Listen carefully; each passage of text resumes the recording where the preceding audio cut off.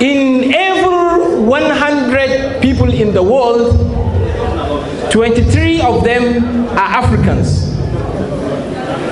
And in every 100 African people, 70 of them are young people. And that's what makes Africa the youngest continent in the world. But what are we doing with the young energies we have in Africa? At a time when 52% of the young people in Africa worsening educational outcomes. At a time when we have a mismatch between education and the job market. Huge mismatch. What we train young people is entirely different from what the job market requires. These huge resources are not productive if not well harnessed.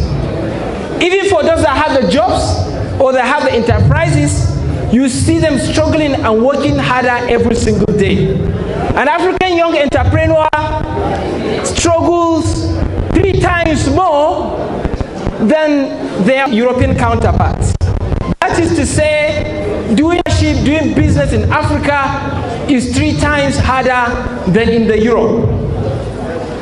If you look at Africa, today we are celebrating the African Youth Day. One of the biggest challenges we face as young people is the African integration problem. Africa is not well and truly integrated. As Nigerians, you need visa to enter 38 countries in Africa. An average African can only enter 22% of other African countries without a visa.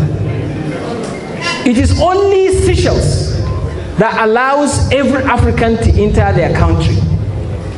Young people, we need opportunity. We need mobility and spread, because young people in Nigeria cannot only look at Nigeria as their market. Our market is Africa. But if you need visa to enter these African countries, there is no integration, there is no opportunity, because you will be limited.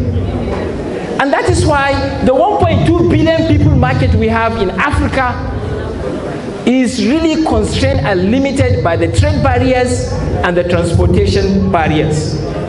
In every 5 trades in Africa, 3 of them are likely to be with Western world or other countries, not in Africa. As Africans, if we want to travel within Africa, it is more expensive and it is longer. Not geographically, but by transportation means. A person who wants to travel to USA from Addis Ababa will only need a ticket of $500. But to travel to any other to most African countries from Addis Ababa, you have to spend close to $1,000. We are close, but we are far apart. Someone was going to Cote d'Ivoire, he was going to Cotonou, a next door country, but he had to spend 13 hours. Why? Because he had to go to another country for a transit and then wait for 8 hours and then come to Cotonou. A Cotonou, even if you are going by road, how many hours is it? These are huge barriers for African youth.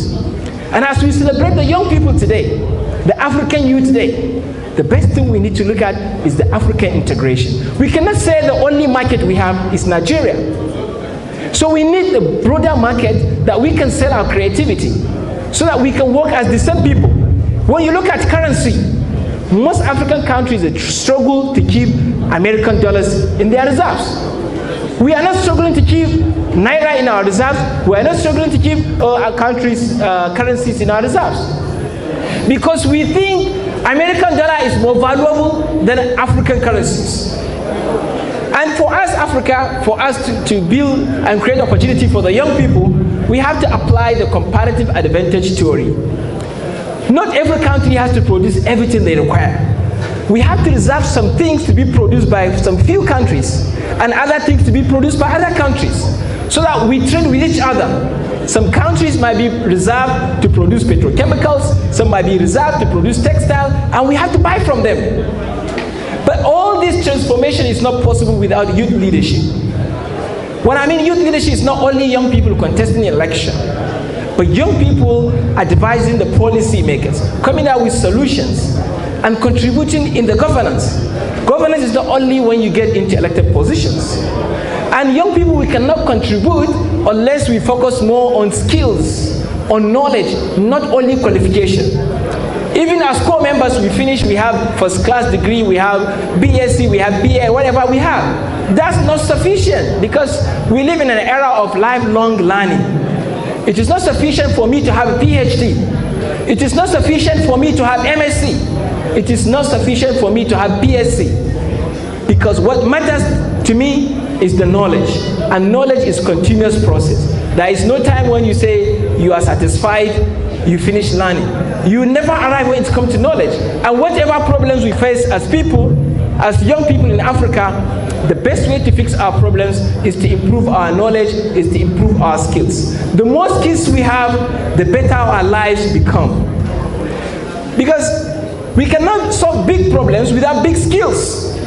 And you cannot have big money without solving big problems. And solving these problems comes from big skills. And these big skills cannot come from university degree. And even in labor market, we should discourage seeking for academic qualification. When I'm giving job, I'm not looking at your qualification. I should be looking for what you can do, your problem-solving skills. If CBN, NNPC will be posting jobs and they are requesting for BSc and MSc, that is not right. CBN, NNPC should be looking for people with the skills. That way, our universities will not be training people to learn those skills, because the rewarding skill in the labor market is the problem-solving skills. But when you are rewarding certificates, everyone will be struggling to get that mere paper. And that is why we have people in places and they cannot become creative. They cannot do what is expected of them. So for us to have creative young people in Africa, we have to build the culture of skills and knowledge, not just education. Qualification is just a paper. It's nothing. Young people, we should not just say we have a degree, that is all. We stop learning. It is a continuous process. Young people, I know what's happening in Africa. I can compare with what's happening in Europe, in other countries, because of my experience. The pace of our growth is very slow in Africa. And we cannot constrain ourselves by the age limit. When you are now putting up a job for young people to apply, you are telling them they should be 25 years or below that. While you are not creating an enabling environment for them to move fast at younger age, to fulfill all these criteria and qualification you require them to have. Sometimes it's not the problem of the young people not to have quality education early enough. And now you are punishing them by denying them the job opportunity because they are now over age. So what we should be doing, we should remove age limit for any job opportunity. What we want is your ability to do the job, because nowadays age is just a number. And young people, we should not only, like the minister said, we should not focus on what we can do to buy things and sell or work in a white collar job, but what can we produce? Because there's a difference between creativity and innovation. Most young people, they have creativity, but they are not doing their creativity. Creativity is thinking about the idea, but innovation is doing it. So, like Dangote said, his biggest regret in his life was not starting production early enough. And as Africa, if we are not boosting and improving young people's skills to produce more, we are not going to get there. So for me, the education, the skills we should be getting, it should be toward preparing us to have more productive activities. And that is not enough until when we believe and we trust what we produce as Africans. We have to patronize what we produce locally. We have to patronize what we produce within Africa. People don't like what's being produced in Africa. They don't like what's being produced in Nigeria. They always want to go and buy things from America. They want to go to the American university. They want to go to American hospital. The best thing we need to do is to patronize our local services, the local production facilities we have. That's the only way we can improve as a continent. And young people, I want to challenge us that always doing the simple things is not always the best way. Sometimes we have to go out of our comfort zone to do the most difficult things. Most young people now, they engage in online betting for sport to get money.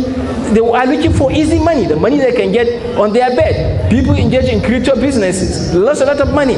But I challenge young people, I especially have co-members here, to now think of the things you can do, no matter how difficult it is, to make difference in your life. And my parting word for you is, don't wait and don't be in a hurry.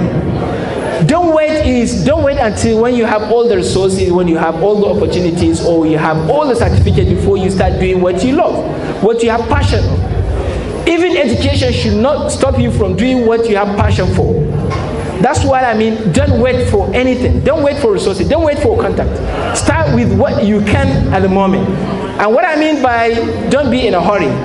Most young entrepreneurs, when they start, the first thing they start doing is to hire a fancy office, furnish the office with expensive furnitures, produce one shiny, luxury, and expensive complimentary card, and put a very expensive secretary they hire, they pay every month. You don't need that.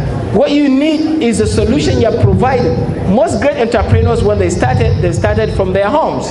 They started in their garage. You don't need to start with big things and luxuries around you, or buying big cars, buying luxury or expensive clothes. You have to be able to delay gratification. Most young people, my final advice to us is to look at the future bigger gains at the expense of the gains or the benefit we want to enjoy today. And finally, I want to leave you with my today's quote. Every single day, I look at a particular quote and then ponder about it. And I want to share with you my quote for today, which was said by one wise man, and he said, if you are going to get anywhere in life, you have to read a lot of books. You have to read a lot of books. Don't just restrict your learning, you are reading to academic books, but books that enlighten you, that gives you morale, that gives you inspiration and motivation, and learn new things and learn experience from other people. So I want to challenge young people, because the more you read, the wiser you become, and the more creative you become. Thank you so much, and bless you. Bye for now.